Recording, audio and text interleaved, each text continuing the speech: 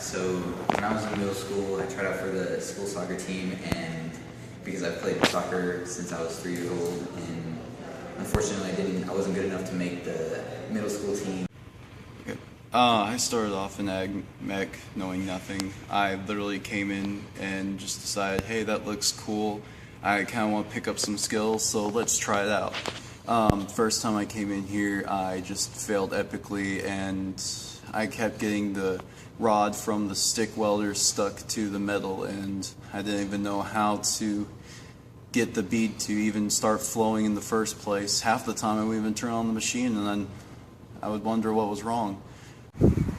One time my truck sprung a leak in the in the coolant system, and after thinking it came from one place and changing that hose and changing those bolts, and that not fixing the problem, and then thinking it was coming from somewhere else and changing that hose and changing those bolts and those gaskets, and then not fixing it and doing it again with a different hose in a different situation, none of those fixing the problem resulted in many thrown wrenches and many frustrating moments.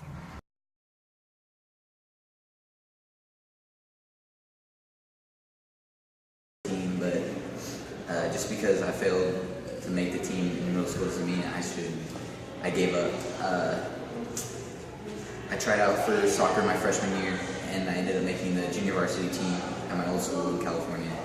And in 10th grade, I made the JV team again. And then I went to a new school junior year in California, ended up making the varsity team.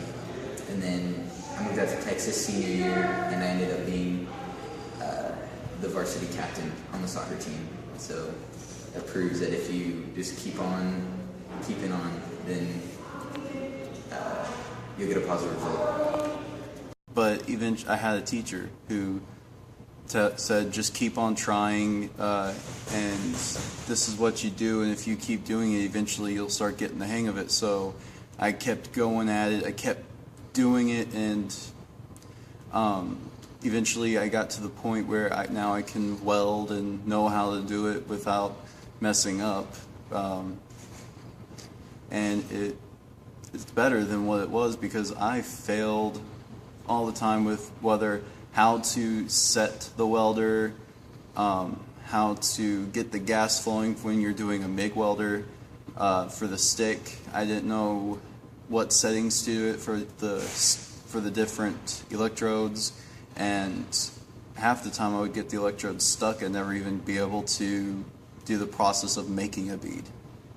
And now I'm better than what I could have ever been if I had just given up.